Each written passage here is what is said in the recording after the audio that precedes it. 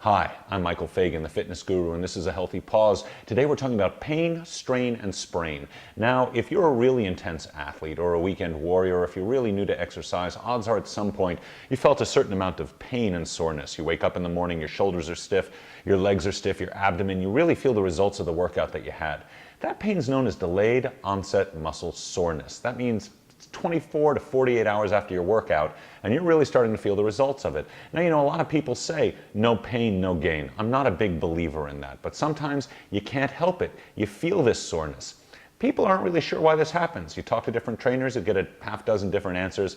Sometimes lactic acid. Some people think it's little microscopic tears in the muscle tissue. Other people believe it's hydrogen ions. Really doesn't matter. The fact of the matter is, you're uncomfortable. What are you going to do about it? Well, here are some ideas. First off, get moving. Go for a brisk walk. Go for a light jog. Stretch. Get your body moving. Get your circulation going again. You don't want to do the same sort of workout that got you into trouble in the first place. Not that intense, but something light just to get the pulse rate going, to get the blood flowing. You're going to feel a whole lot better for it.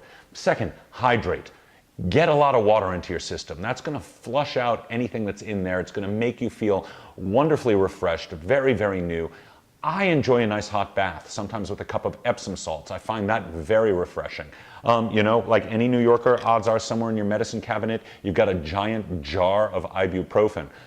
Again, I'm not a big fan, but if you want to get a little relief, a nice anti-inflammatory will do you wonders. But again, follow the directions. Don't be like most New Yorkers and grab a handful of them like they're a bunch of Skittles and start popping them. It's a little too much on the stomach and you're going to regret it.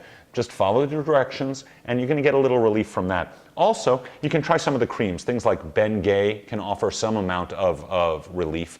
I prefer something called arnica. It's an herb, an anti-inflammatory herb, and you can find it in things like Traumeal. Traumeal's great. Again, it's topical. You just rub it on the sore area. The arnica goes to work and the pain just goes away. It's a wonderful little thing. Also, if you're looking for arnica, you can usually find these little tablets in a lot of the pharmacies. Slide a couple under your tongue. They dissolve. Again, great amount of relief. I had a doctor at one point who told me that half a glass of red wine, this is a Cabernet, half a glass of red wine would do wonders in terms of muscle relief, that there's some element in the red wine that helps the muscles to just release.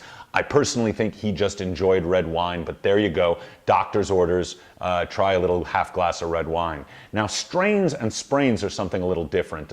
They both refer to the same type of injury, just in different parts of the body. A strain is an overstretching or a tear of the muscle tissue.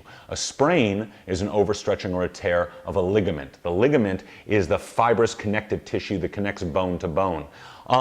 Now, the only way you're going to know if you've had a strain or a sprain is if you go to a doctor and have it diagnosed. Again, New Yorkers don't necessarily like to go to the doctor. We like to be stoic. We like to march on.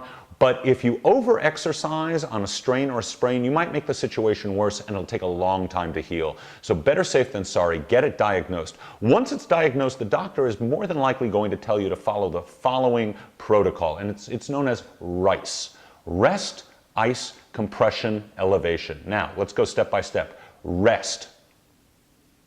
Again, as a New Yorker, you probably haven't heard that word all too often, but what it means is you stop doing what you're doing and give the injured area a break. So if you've injured your ankle and the doctor says it's a sprain, don't go running on it. That's not sensible. Rest it. Take a few days off. You want to get some movement back in the joint as soon as possible, but running is going to be a little too intense for it.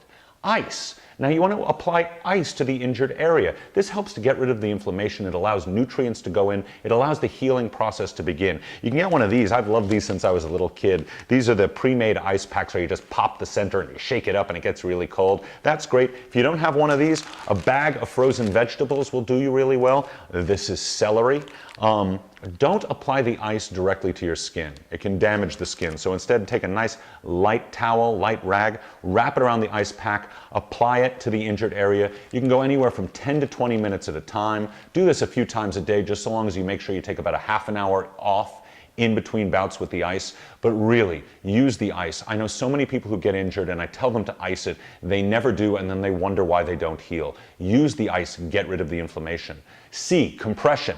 You're going to take something like an ACE bandage and you're going to wrap it lightly around the injured area. Now you want it to be tight so you feel the compression, but not so tight that it's constricting or prevents the circulation, the blood flow. You want it to be a little more tight further out from the injury. So if I've injured my wrist, I would be a little more tight out toward the fingers and a little more loose as I go up toward the forearm. But again, allow the circulation. If you feel your fingers start to go cold or numb, probably a little too tight, so back off of that. Finally, elevation. You want to try and get the injured area up to a higher level than your heart. And again, it's going to allow all the fluids to drain out of the area. It's going to help get rid of the inflammation and the swelling. Again, if you've injured your ankle, lie down on the sofa, put the foot up, and that's going to do wonders in terms of getting rid of the inflammation and healing the area. Again, don't be stupid with strains or sprains.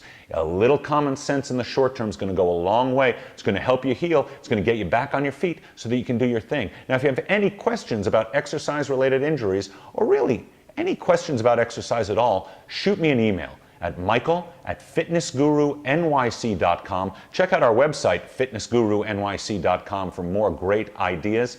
I'm Michael Fagan, the Fitness Guru. This has been A Healthy Pause. Come back and check with us again real soon.